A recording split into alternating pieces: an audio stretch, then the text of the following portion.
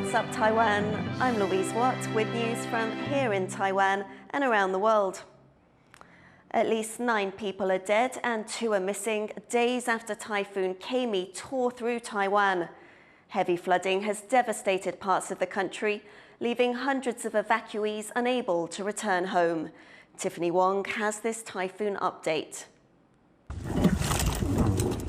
Steering through floodwaters over a meter deep, rescue crews use boats to deliver food and supplies to a flooded village in Yunlin County. It's one of many villages across central and southern Taiwan that have faced torrential rain even after Typhoon Gaemi left the region.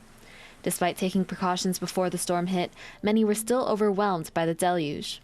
The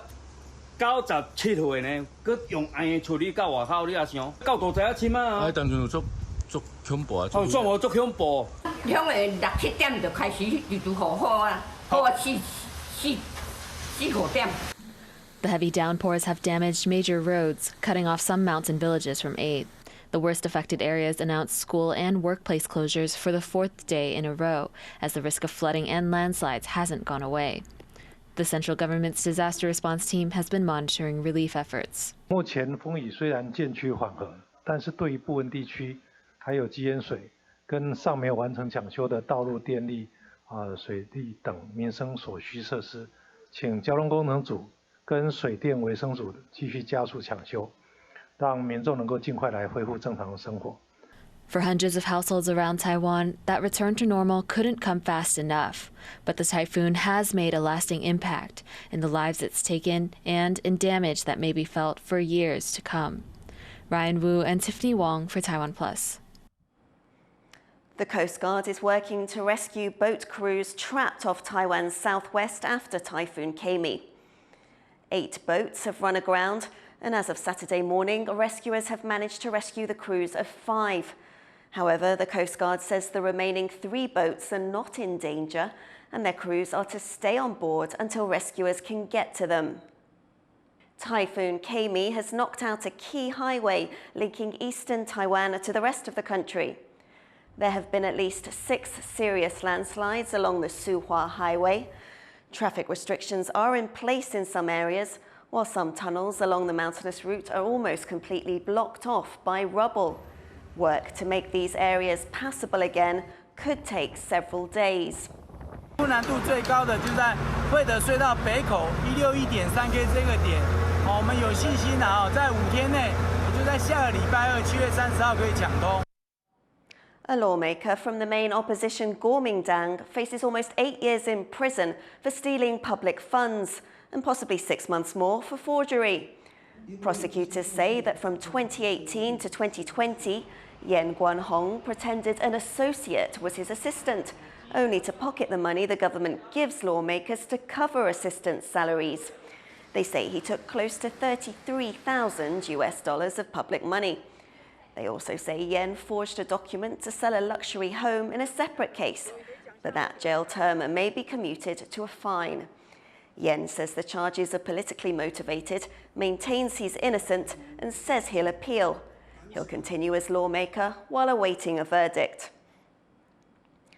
One of the final 2 nuclear reactors in Taiwan is shutting down as scheduled on Saturday. The reactor's retirement will cut nuclear power's share in the national grid by more than half, from 6.3% to just 3%. The reactor's retirement is in line with the ruling Democratic Progressive Party's plan to phase out nuclear power altogether, with the final reactor to go offline for good next May. To find out what decommissioning nuclear reactors means for the future, Jeffrey Chen spoke to environmental think tank director Zhao Gongyue. How significant is this decommission for Taiwan's nuclear energy, and how is it going to affect Taiwan's energy supply? Yes, I think for the nuclear power plant decommission would be little impact for the whole energy supply. The energy from nuclear power probably just occupy 5%. And also for last year, the whole year would be like 6 or to maybe 8%, so less than 10%. So for that part, if for the nuclear power plant shut down and decommission, would be little impact. I think the priority would be more focused on the renewable energy to be grow up. Can you tell us more about the debate around nuclear power in Taiwan? For the past few years, some people worry about the energy transition process and also implementation for the Taiwan net zero pathway. And surely we know for the net zero pathway, we have to focus on the low carbon emission and also the low carbon power supply. So nuclear power surely is one of the choice. So some people worry about if we shut down the nuclear power, that would be a huge impact. But I think for the current situation in the whole world, surely some people argue that the nuclear power is one of the clean power, but also clean energy, but also I think majority, more focus on renewable energies. Taiwan's government has missed its renewable energy target and is not on track to reach 20% by 2025. In your opinion, how do you think Taiwan should prioritize its energy with an increase in energy demand? We have to more focus on how to increase the supply for renewable energy, because for the majority about the world trend, also for the ICT supply chain in RE100, that would be more focused on renewable energy supply. And also, surely another part is I haven't seen actually if we increase in the renewable energy supply, the micro smart grid and also storage would be more investment in this side. But I haven't seen the major investment in Taiwan. So I think maybe not focus on the nuclear power plant, criticize or debate. Maybe more focus on the storage and also the smart grid would be the current priority. That was Environmental Think Tank Director Zhao Gongyue talking to Jeffrey Chen. Wildfires are blazing through Canada, burning down millions of hectares of forest and forcing tens of thousands of people to evacuate. As Chris Gorin now reports, one of these fires has taken a particularly tragic turn.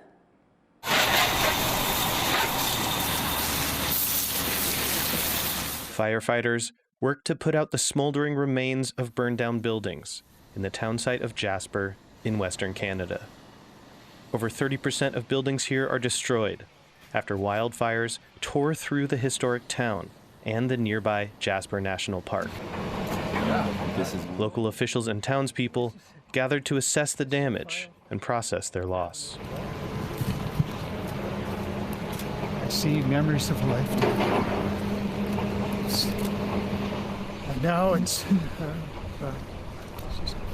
memories of family and fun.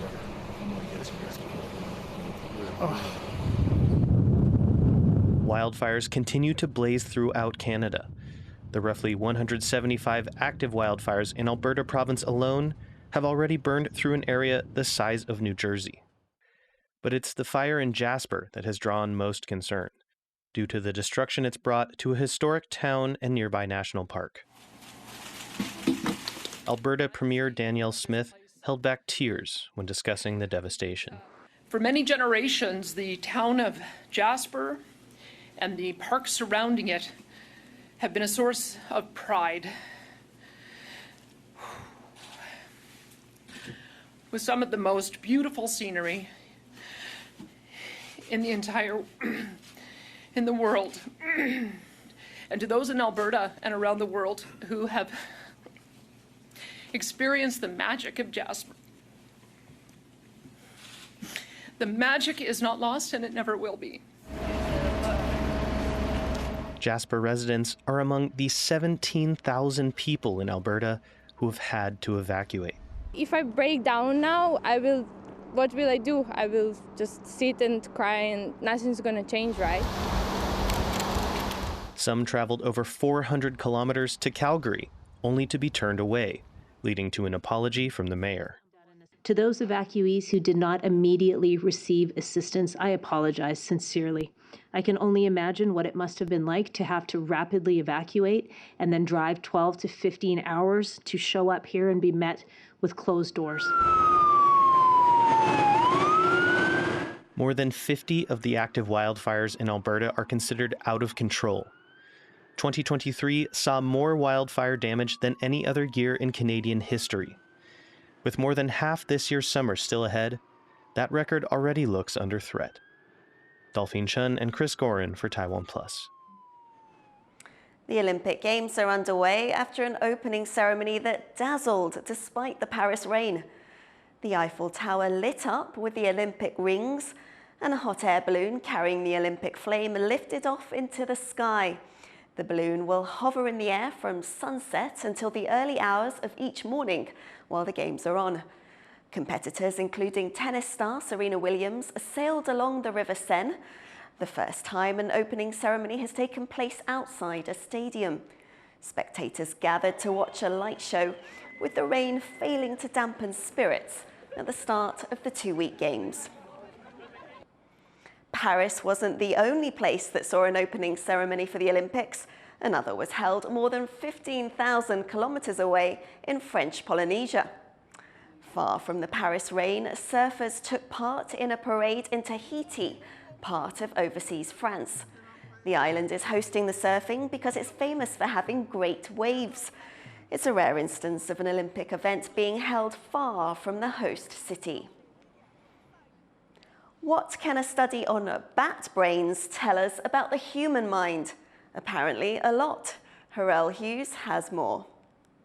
This Egyptian fruit bat, swooping through the darkness, remembers complex social structures and can tell whether another bat is a friend or foe. It's a discovery made by researchers from the Weizmann Institute of Science, who have been studying these bats and their brains. The study is led by Professor Nakam Ulanovsky and focuses on the bat's hippocampus, the area that is responsible for learning and memory formation, and how its nerve cells encode details of social hierarchies. So what we've done is we've set up a colony of bats, like a cave of bats, in the lab. These are wild bats, and we burn them in the lab and create a colony of between 5 and 10 animals, both males and females, and they live 24/7 in this laboratory cave. And then we developed methods for tracking the identities, positions, and head directions of all the bats simultaneously in the room. Their brain activities are recorded with these miniature electrophysiology backpacks, and their social structures and identities are mapped. So we developed or utilized tools for machine learning that allow to take the activity of the neuron and these multiple variables, like the positions of many other individuals, the distances to many other individuals, the directions to many other individuals, and basically model very faithfully what exactly is the neuron responding to. During their research, the team also learned that a bat's hippocampus is very similar to a human's and could be useful in understanding and treating human brain disorders like Alzheimer's, depression, and epilepsy. You name it, almost everything is linked to the hippocampus. So really understanding the hippocampus in function and in dysfunction, and also, for example, as a function of aging, will be very interesting and revealing. This study, which began with a deeper look into bats' brains and the hierarchies and social structures of the animal kingdom, may now reveal much more about our own brains and how humans and animals share more in common than we might think. Klein Wang and Harel Hughes for TaiwanPlus. Thank you for watching What's Up Taiwan. Do go onto the TaiwanPlus website or follow our social media for more stories from Taiwan and around the world. Finally, we'll take you to a reserve in Colombia where over 25,000 orchid species are cultivated. I'm Louise Watt. Take care. I'll see you next time.